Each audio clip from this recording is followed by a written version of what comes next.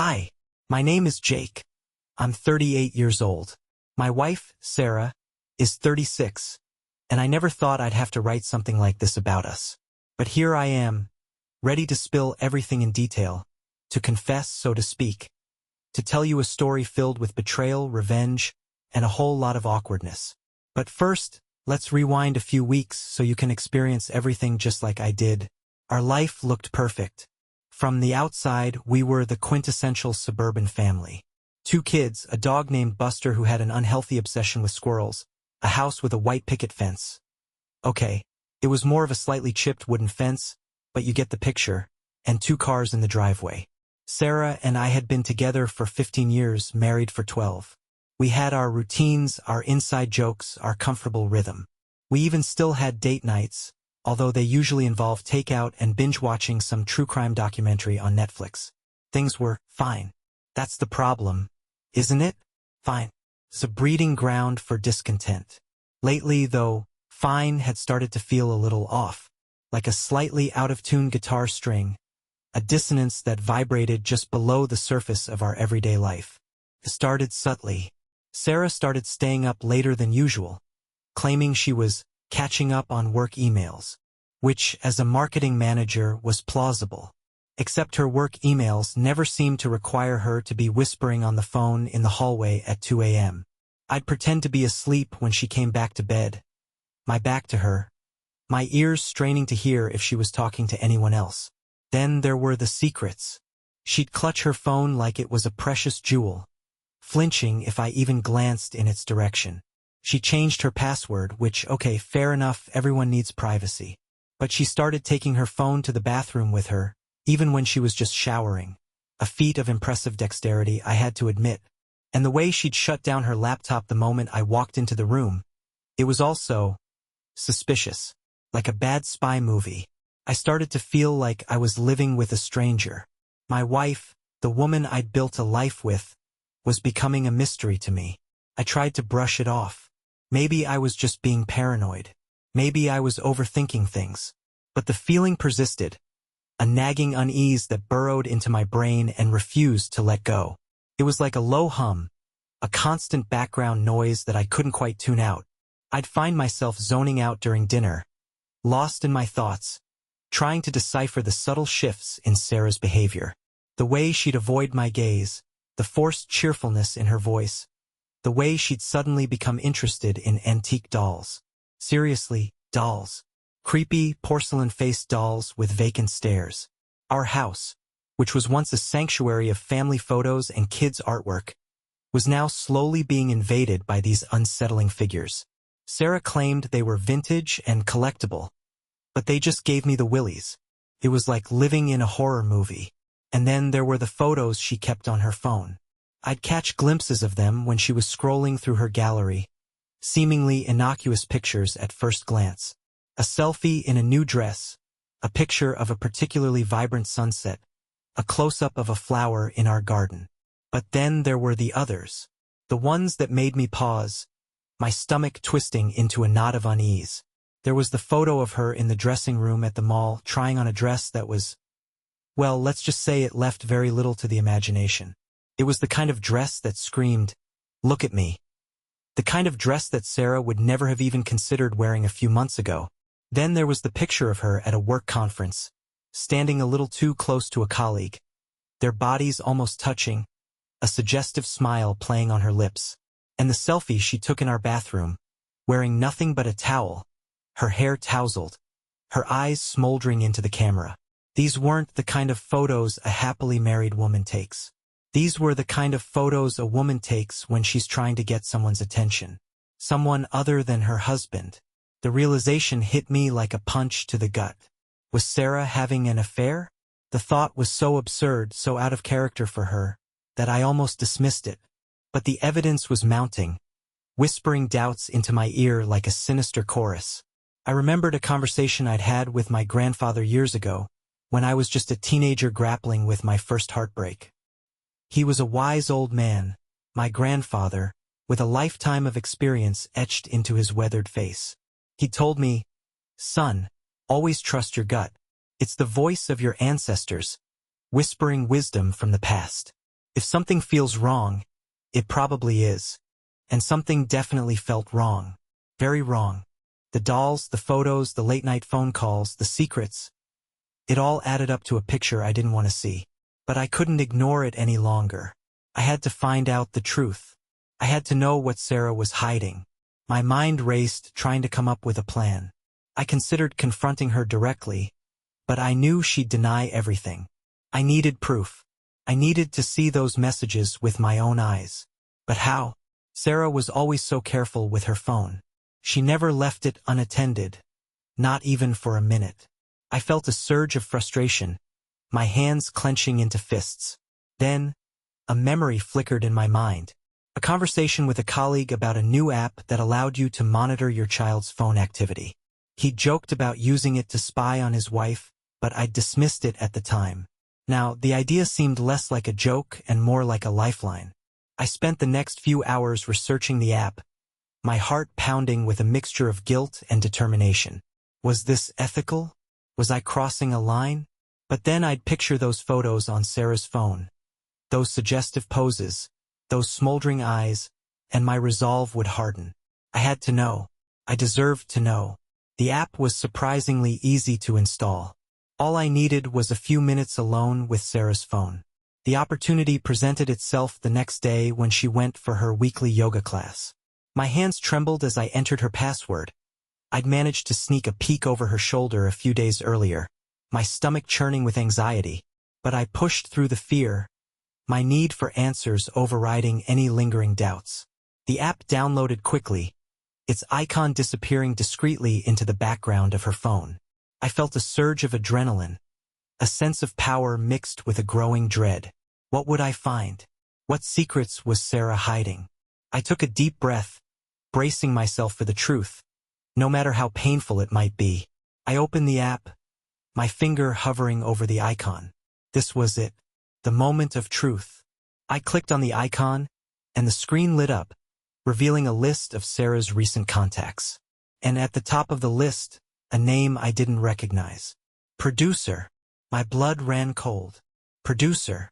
The word hung in the air, heavy with unspoken implications. My heart hammered against my ribs, a frantic drumbeat against the silence of the house. I scrolled through the conversation, my eyes scanning the messages, each word a tiny dagger twisting in my gut. It wasn't just flirtation. It was explicit.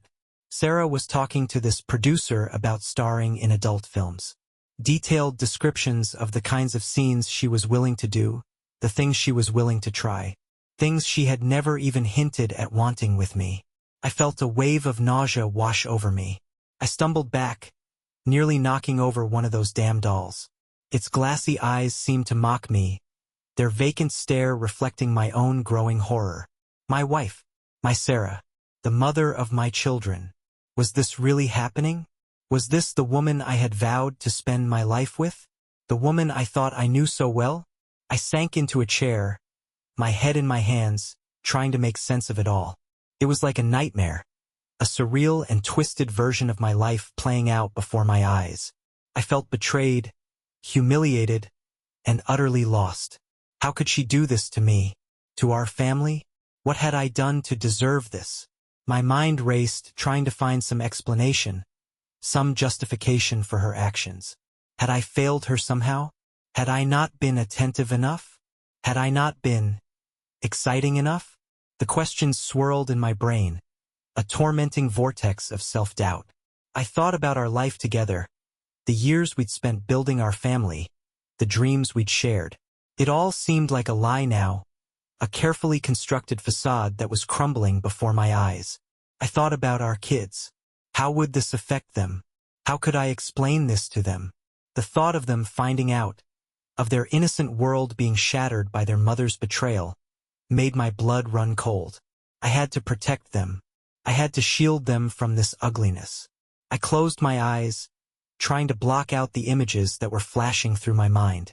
Sarah with this producer, doing those things. The thought made my stomach churn. I felt a surge of anger, a burning rage that threatened to consume me. How could she? How dare she? I opened my eyes, my gaze falling on the laptop sitting on the coffee table. Sarah's laptop.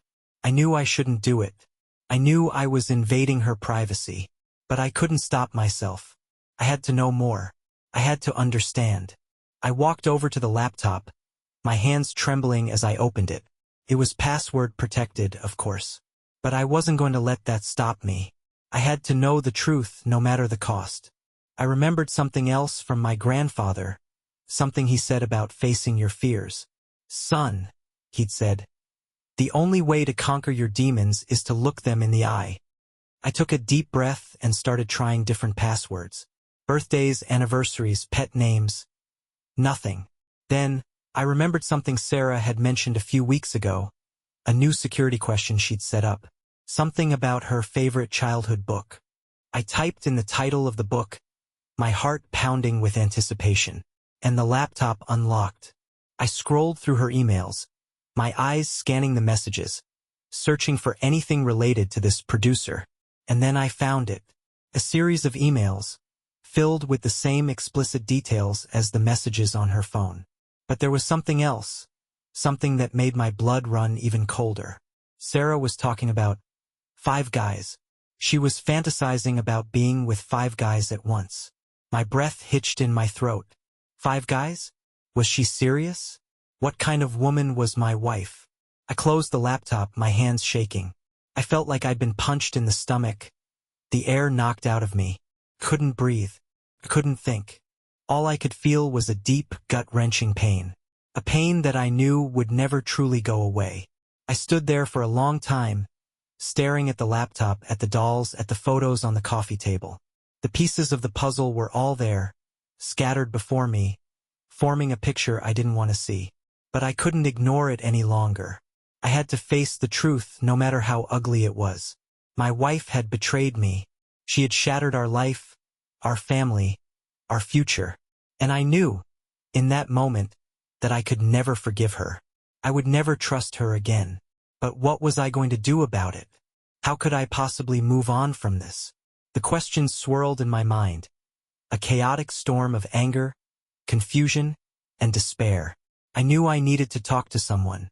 I needed to confide in someone. But who? Who could I trust with this devastating secret? My mind drifted to Mark and Dave, my 2 closest friends. They had been with me through thick and thin. They would understand. Wouldn't they? I called Mark first. He answered on the 3rd ring, his voice cheerful, oblivious to the turmoil raging inside me. "Hey man, what's up?" he asked. I hesitated, the words catching in my throat.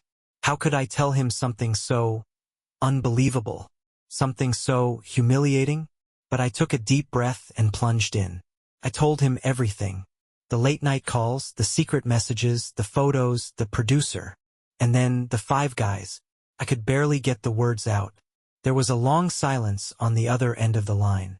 Then, Mark spoke, his voice low and serious. "Wow, Jake," he said. I don't know what to say." He paused. "Listen, I'm on my way. I'll be there in an hour." I hung up, my hands shaking. I felt a strange mix of relief and dread. Relief that I'd finally shared my burden. Dread at what might come next. I paced the living room, my mind racing, replaying the events of the past few weeks, trying to find some clue, some sign that I'd missed. But there was nothing. Just Sarah, acting normal, pretending that everything was fine. It was like living in a parallel universe, where everything looked the same, but everything was fundamentally different. An hour later, Mark arrived. He looked grave, his usual jovial expression replaced by a look of concern. He gave me a hug, a silent acknowledgement of the pain I was going through. We sat down in the living room, the silence heavy between us. "So," Mark said finally, "what are you going to do?" I shrugged. "I don't know," I said. "I'm still trying to process it all." Just then, the doorbell rang. It was Dave. He looked just as serious as Mark, his face etched with worry. He joined us in the living room, and I repeated the story, the words coming easier this time, but still laced with pain.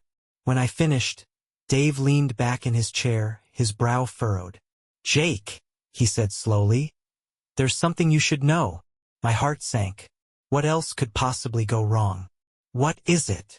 I asked, my voice barely a whisper. Dave hesitated, then took a deep breath. Sarah. She's always been flirtatious, he said. Even when you guys were first dating. She even flirted with me a few times. My head snapped up. With you? I asked, my voice laced with disbelief. Dave nodded. Yeah, he said. I am sorry, Mom. I should have told you sooner. I felt a wave of anger wash over me, hotter and more intense than anything I'd felt before.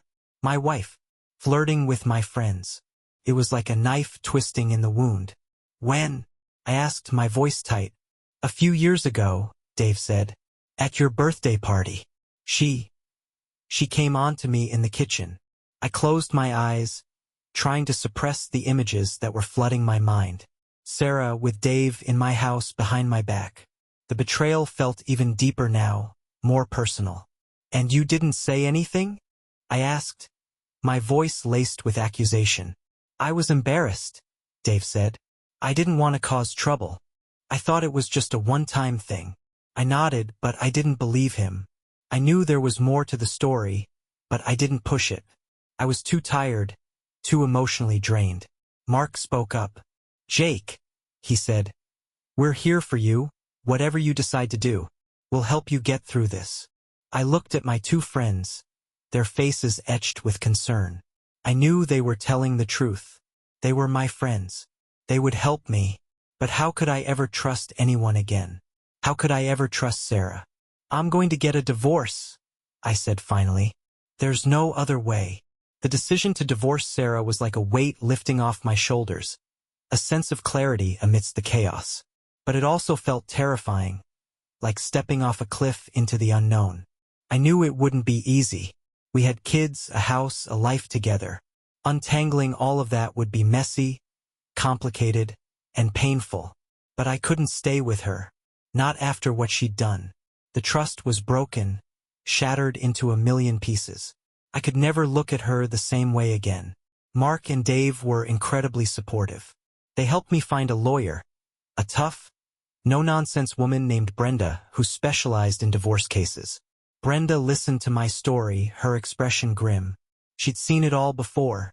She said, the betrayals, the lies, the broken families. She told me what to expect, the legal battles, the custody arrangements, the financial implications. It was overwhelming, but I knew I had to do it. But divorce wasn't enough. It wouldn't satisfy the burning anger inside me. I wanted Sarah to pay for what she'd done. I wanted her to feel the pain, the humiliation, the betrayal that I felt. I knew it was wrong, that revenge wouldn't bring me any peace, but I couldn't help myself. I needed to do something. I started thinking about the producer, the man Sarah had been talking to. I imagined them together, doing those things she'd described in her messages. The thought made my blood boil. I wanted to expose her, to show the world what she really was. But how? Then an idea sparked in my mind. A dark, twisted idea, born out of anger and desperation. What if I turned the tables on her? What if I gave her exactly what she wanted? What if I became the producer? The thought was crazy, I knew that. But the more I thought about it, the more it seemed like the perfect plan. I could use her own desires against her. I could expose her infidelity and get my revenge at the same time. I told Mark and Dave about my plan. They were shocked, of course. They tried to talk me out of it, telling me it was a bad idea, that it would only make things worse. But I was adamant. I wouldn't be dissuaded. Jake, you're going to regret this, Mark said. This isn't you. You're not this kind of person. Maybe I am, I said. Maybe Sarah brought this out in me. Dave was more pragmatic. How are you going to pull it off? He asked. You don't know anything about making adult films. I'll learn, I said. I'll figure it out. I have to. I spent the next few days researching everything I could about film production. I watched documentaries, read articles, and even contacted a friend who worked in the industry. I learned about cameras, lighting, sound, and editing. I even learned about creating a fake online persona, a convincing producer profile. I knew it was risky, I knew I was playing with fire, but I was consumed by a desire for revenge, a need to make Sarah pay for her betrayal. I was willing to do whatever it took. Creating the fake producer profile was surprisingly easy. I used stock photos of a handsome, successful-looking man, fabricated a convincing backstory, and even created a fake website for his production company. I studied Sarah's messages, mimicking the producer's language and style. I wanted her to believe that I was the real deal. I contacted Sarah through the fake profile, offering her a role in a new film. I played it cool, professional, and seductive. I told her I'd seen her photos online, the ones she'd taken of herself, and that I was impressed with her talent. I dangled the carrot of fame and fortune, promising her that this film would make her a star. To my surprise, she responded almost immediately. She was eager, enthusiastic, and completely oblivious to the trap I was setting for her. She even mentioned her fantasy of being with 5 guys at once, a detail that made my stomach churn. I played along, telling her that I could make her dreams come true. I found a secluded location, a rundown motel on the outskirts of town. It was perfect for my plan, isolated and discreet. I booked the entire motel for the weekend, telling the owner that I was shooting a commercial. I hired an actor to play the producer on the day of the shoot. He was a struggling actor, desperate for work, and I paid him well to keep his mouth shut. I told him the basic premise of the film, but I didn't reveal the full extent of my plan. I didn't want him to get cold feet. Elle also enlisted the help of Mark and Dave. They were hesitant at first, but they eventually agreed to help me. They knew how much this meant to me. They knew I needed to do this. We spent the day before the shoot setting up the motel room. We brought in cameras, lights, and sound equipment. We transformed the drab room into a makeshift film set. The atmosphere was tense, a mix of excitement and apprehension. We were all nervous, but we were also determined to see this through. As the sun began to set, I felt a surge of adrenaline. This was it, the moment of truth. I checked my phone, waiting for Sarah's message. She was on her way. The trap was set. The game was on. The rundown motel wasn't quite balaclava, but it was secluded, and that's what mattered. Sarah arrived at the motel just as the sun was dipping below the horizon, casting long shadows across the parking lot. She was dressed to impress, wearing a tight dress and high heels, her hair styled and her makeup flawless. She looked excited, her eyes sparkling with anticipation. She had no idea what was waiting for her. My hired actor, a guy named Kevin, was doing a decent job playing the sleazy producer, Mr. Stone, and led her to a chair in the center of the room. Sarah sat down, her eyes wide with excitement. She looked around the room, taking in the cameras, the lights, the equipment. She was clearly impressed. "So," she said, her voice a little breathless, "what are we shooting today?" Mr. Smith smiled. "Something very special," he said. "Something that will make you a star." He explained the scene to her, his voice smooth and seductive. Sarah listened intently, her eyes widening as he described the details. She was clearly intrigued. "Are you sure about this?" she asked, a hint of hesitation in her voice. "Absolutely," Mr. Smith said. "This is your chance to shine. This is your chance to make your dreams come true." Sarah hesitated for a moment, then nodded. "Okay," she said. "Let's do it." He oozed fake charm and promised Sarah the world. Mark and Dave were there too, hidden behind the makeshift set, barely containing their laughter. We were all dressed in black overalls, masks covering everything but our eyes, a detail I'd insisted on. I was Mr. Stone's assistant, my voice distorted through a modulator. The shoot began.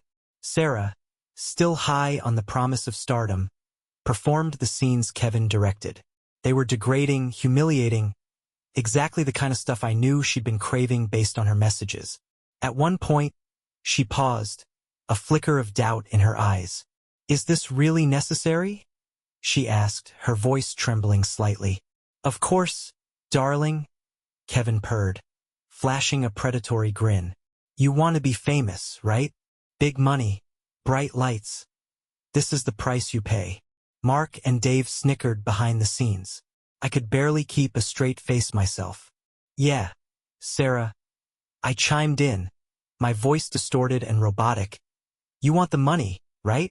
Yeah, she mumbled, her eyes fixed on some point beyond the camera. The money. As the scenes got more explicit, Sarah's unease grew. She stopped again, looking genuinely confused. This didn't happen on the previous shoot, she said, almost to herself. My blood ran cold. Previous shoot? What previous shoot? Had she been doing this before? The realization hit me like a ton of bricks. She wasn't just fantasizing. She was experienced. The anger inside me intensified. A burning inferno of betrayal. Part 10. The tables turn. I knew I couldn't wait any longer. This was the moment. I stepped forward, my voice modulator still in place. Say it, Sarah. I commanded, my voice a distorted growl. Say you're a bad girl. She hesitated, her eyes darting between me and Kevin. I'm a bad girl, she whispered, her voice laced with confusion. Louder, I barked. Say it like you mean it. Yes, I'm a very bad girl, she repeated, her voice stronger this time, but still laced with doubt. Say you're a cheating bitch, I ordered. She flinched, her eyes widening. I'm a cheating bitch, she mumbled. Say that now all your husband's friends are making fun of you, and you don't even realize how much trouble you're in, I said, my voice dripping with venom. Her head snapped up, her eyes searching mine. She recognized something, a flicker of familiarity in my masked face. Panic flooded her features. She turned to run, but it was too late. I ripped off my mask, revealing my face. Her eyes widened in terror. She looked from me to Mark, then to Dave, her face contorting with a mixture of fear and rage. She lunged for the camera, smashing it to the ground. I'll call the police, she screamed, her voice hysterical. Dave calmly pulled the memory card from the broken camera and handed it to me. Oh no, my dear, I said, my voice cold and hard. There's nothing you can do now. Sarah burst into tears and ran from the motel room. Back at our house, I confronted Sarah. Why? I asked, my voice flat, devoid of emotion. She didn't give me a coherent answer. She just rambled about how I didn't satisfy her, how she had no regrets. No regrets. The words echoed in my mind, a testament to her callousness. I didn't argue. I didn't yell. I just looked at her, my heart heavy with disappointment and disgust. It's over, Sarah, I said. We're done. I laid out my conditions. She would disappear from our lives, completely. The kids would stay with me. And if she ever breathed a word of what happened, if she ever tried to contact our children, I would release the video. The video of her humiliation, her degradation. The video that would destroy her reputation, her family, her life. She knew I wasn't bluffing. She knew I was capable of anything. She agreed. She had no choice. She was trapped, caught in her own web of deceit. She was afraid, more afraid than I'd ever seen her. And that fear, that knowledge that I had the power to destroy her, was the only satisfaction I got from this whole sordid affair. It wasn't revenge. It was justice, of a twisted, painful kind. Sarah vanished. The silence was deafening. Buster whined. Kids adapted. I became a single dad. Hard, but I managed. The video haunted me. I never watched it. Too painful. But I kept it. My insurance. My guarantee she'd stay away. A dark secret. The pain dulled. An ache remained. I dated cautiously. Honesty became my policy even about the messy divorce. Some understood, some judged.